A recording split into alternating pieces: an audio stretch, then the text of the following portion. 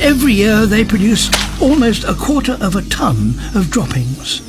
The toxic chemicals they contain create a dead zone that completely surrounds the tree. After feeding, the starlings return to the nest to digest their food, with inevitable consequences. Every year they produce almost 1/4 of a ton of droppings. The toxic chemicals they contain create a dead zone that completely surrounds the tree. The toxins are absorbed by its roots and travel up through the trunk and into every leaf.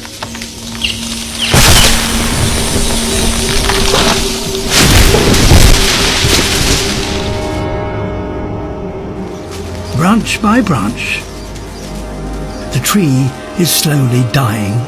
It has become a victim of its own success.